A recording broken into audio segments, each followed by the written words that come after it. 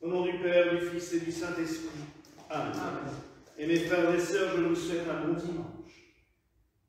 Oui, on est samedi, je sais. Mais nous sommes le 7e dimanche de Pâques.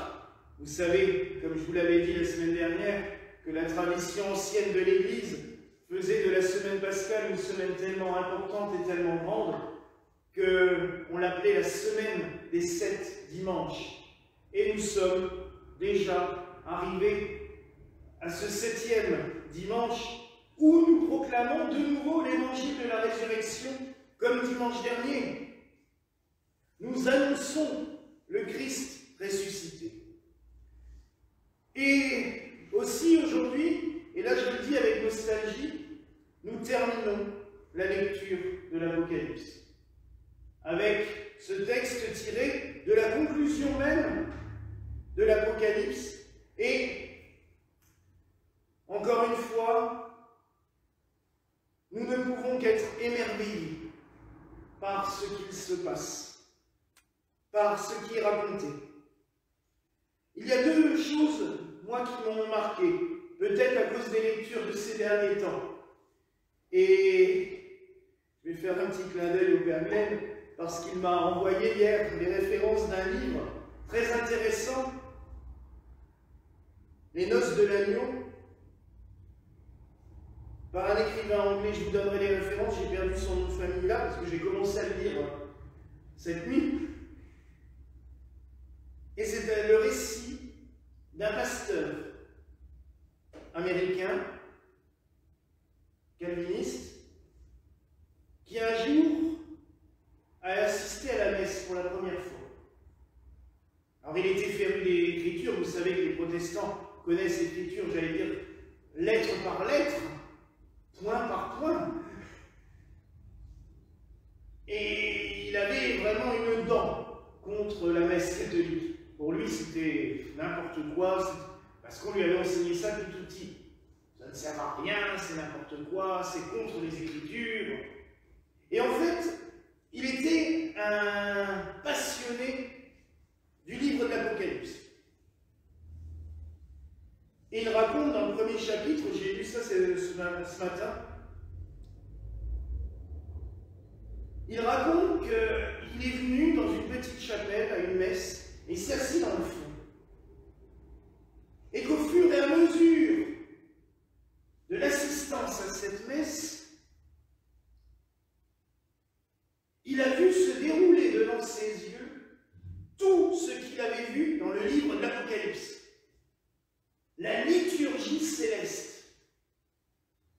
Et du coup, ça lui a ouvert tout un espace de réflexion, et puis il a relu tous les écrits des premiers pères de l'Église, des premiers chrétiens, la Didaché, les constitutions apostoliques, ce qui nous donne les bases de la première liturgie chrétienne.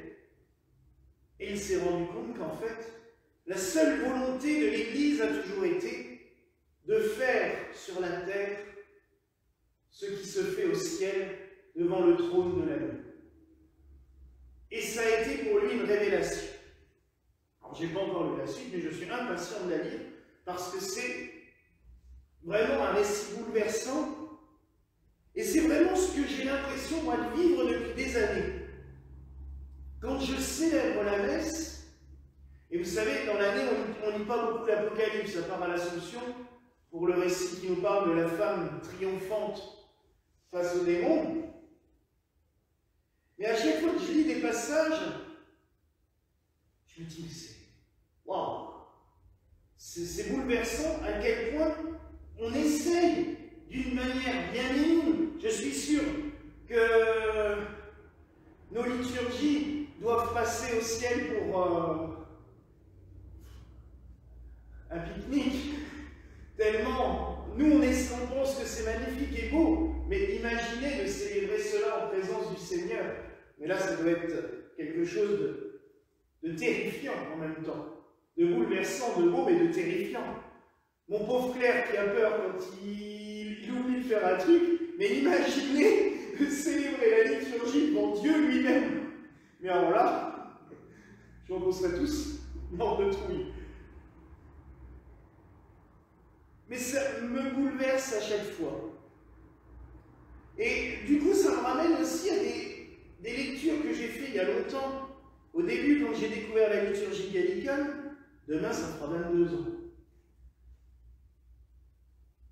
Arkadelkin, un spécialiste anglais des liturgies. Mais il a fait des textes, il a étudié toutes les liturgies. J'ai un bouquin là en bas, mais c'est vraiment une vénérable relique parce qu'il n'y a plus une seule page qui tient ensemble. Il est dans un tel état, déjà quand je l'ai acheté, je pense qu'il avait été tellement étudié, trituré par son ancien propriétaire que ça tient par miracle. Mais il n'y a plus grand chose qui tient, même la couverture, il ne faudrait pas souffler dessus. Et je l'ai lu, relu, relu, et il nous raconte toutes les liturgies anciennes. La liturgie mozarabe en Espagne, la liturgie ambrosienne à Milan, la liturgie de Bénévent, parce qu'à Bénévent il y a eu tout un patriarcat autonome pendant longtemps, la liturgie gallicane, la liturgie celtique, et même la liturgie norvégienne. En Norvège, il y a une liturgie à part. Et tout ça forme un ensemble de liturgies que l'on appelle justement les liturgies gallicanes, ou que d'autres théologiens appellent les liturgies d'extrême-occident ou d'occident non romain. Parce qu'en fait, la liturgie romaine, pendant longtemps, s'est cantonnée à la ville de Rome et à quelques petits diocèses autour. Et à chaque fois, il retrouve la même base. La portée de l'Apocalypse dans ces liturgies. Chaque parole de la messe nous ramène à un passage de ce livre. Et même, vous l'avez peut-être entendu cette semaine, on l'a lu à plusieurs reprises, heureux les invités au festin des noces de l'agneau. On le dit dans l'offertoire de la messe de semaine. La grand-messe solennelle, on le dit d'une manière différente.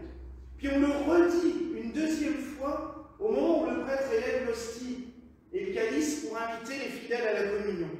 Heureux les invités au festin des noces de l'agneau. Est-ce que l'on se rend compte de cette grandeur? Heureux les invités au festin des noces. Nous sommes invités par Dieu à participer à son festin. Vous avez toutes et tous déjà été fébriles en étant invités à un grand repas. Repas de mariage, repas d'anniversaire, fête, repas chez quelqu'un d'un peu connu. Pas Marie. On est fébrile, on est waouh. Mais est-ce qu'on est aussi fébrile chaque dimanche et chaque jour quand on vient à la messe, quand le prêtre élève l'hostie qui dit heureux les invités au festin des noces? Nous sommes invités au repas de Dieu. Non, mais c'est lui qui nous invite à manger. Ah, mais là, ça me... Mais on ne s'en rend pas compte, et je le sais. Et pourtant, ça devrait nous bouleverser. Alors oui, je pense que nous devrions lire, relire sans cesse les textes de l'Apocalypse. Et comme le dit le pasteur que je suis en train de lire, qui est devenu catholique entre-temps, dans son livre sur les noces de l'agneau, tout est contenu dans l'Apocalypse. Et il n'y a pas à chercher ailleurs. C'est la liturgie de Dieu qui se fait lors de la messe. C'est le Seigneur qui se manifeste à nous. Et l'Église n'a jamais voulu inventer quoi que ce soit. Elle s'est juste basée là-dessus. Donc, pour ceux qui veulent se former à devenir prêtre un jour, mais lisez et relisez ce texte. Et par là, ce n'est pas le plus gros livre de la Bible, au contraire. Mais relisez-le. Chaque élément nous donne des bonheurs et des joies. Il faut arrêter de prendre ce texte comme quelque chose d'apocalyptique, dans le sens mauvais. Non. Ce texte, il nous donne la lumière. La lumière sur ce qui se passe dans les cieux. La lumière sur ce que nous devons arriver à faire. Et imaginez Jérusalem céleste, elle descend. On peut la voir tous les jours à la messe. Quand le prêtre dit que ceci est mon corps, ceci est mon sang, le Seigneur vient, il se rend présent parmi nous. Mais c'est la Jérusalem céleste qui descend parmi nous, qui vient sur nous. Mais surtout, n'oublions pas non plus le devoir que nous avons vis-à-vis du Seigneur, de faire des liturgies belles. Cela suffit de voir ces liturgies bricolées, ces liturgies où on ne sait pas ce qu'on fait, ces liturgies où, par souci d'une simplicité qui est souvent plus, j'allais dire, un argument de fainéantise, même de politique sociale. Un prêtre qui a envie d'avoir l'air un peu social, il va faire sa messe sur un coin de table, à peine s'il déplie pas une table de camping. Mais c'est possible, mais on peut faire beau aussi. Il y a quelques années, on a célébré une liturgie, ça fait 7 ans, dans la forêt, dans le nord de l'Alsace, près de la pierre des 12 apôtres. Alors c'est très beau, c'est un vieux menhir des temps druidiques qui a été, c'est vraiment un lieu saint, parce que ça a été un menhir druidique. Au moment de la réforme protestante, on a Mélenchon, qui était un grand réformateur, un disciple de Calvin, qui a prêché sous ce menhir aux foules qui venaient des villages autour. Au XVIIIe siècle, ça a été transformé en un lieu de pèlerinage, parce qu'on a taillé le haut du menhir en forme de calvaire. Alors, il y a le calvaire avec les 12 apôtres en dessous. C'est très très joli. Et on y a fait la messe. Alors oui, on a ramené une table de camping, mais on y a mis une belle nappe, on y a mis 6 chandeliers, on y a mis la croix, on y a même ramené un bouquet de fleurs. Et bien c'était beau. On peut faire du beau partout où on est. Partout. Et ça ne prend pas des heures. Pour décorer pour Pâques, il a fallu quoi, 2 heures. On peut faire du beau. Il faut faire du beau pour le Seigneur. Et je pense toujours aussi à cette phrase du curé d'Ars. C'est bien d'avoir été éduqué dans une paroisse qui lui était dédiée. Parce qu'on nous a bien montré cette petite citation dans la tête. Rien n'est trop beau pour Dieu. Rien. Il faut que quand on va dans une église, on ait l'impression d'être transporté au ciel. Voilà. Quand on rentre dans une église, il faut « Ah, j'entre au ciel ». Et pas « Ah, je rentre dans un hangar ». Et pas être concentré sur « Ah oui, ils auraient pu faire les poussières. Ah ben ça fait des années qu'ils n'ont pas balayé. Ah ben ça fait... » Et c'est vrai que ça arrive quand on rentre dans des églises sales, mal apprêtées, on se dit « Mon Dieu, on vénère qui là-dedans? On adore qui ?» Oui, mes frères et sœurs, c'est vraiment la liturgie céleste qui doit se refléter sur la terre. Je termine juste par autre chose qui est à la fin de ce texte. Le vendredi saint, je vous ai prêché sur la parole « J'ai soif » du Christ. En vous disant que chez Saint Jean, ça revient souvent. Il a commencé son évangile par le récit de la Samaritaine, où le Christ a soif. Sur la croix, il nous dit « J'ai soif ». J'ai soif de vous aimer, j'ai soif de vous guérir, j'ai soif de vous pardonner. Et là, à la fin de l'Apocalypse, on revient là-dessus. Que celui qui a soif, moi je lui donnerai la source de vie gratuite. Le Seigneur ne veut que nous offrir quelque chose. Mais est-ce que nous sommes capables de l'accepter? Je n'ai pas dit digne, personne n'est digne. Mais le Christ se donne à tous et à toutes. Mais est-ce que nous sommes prêts à l'accepter, à recevoir son cadeau? Car bien souvent, mes frères et sœurs, bien souvent nous nous fermons. au don de Dieu. Par orgueil, par lassitude de la vie, nous faisons comme si il y avait plus grave, plus important dans la vie que ça.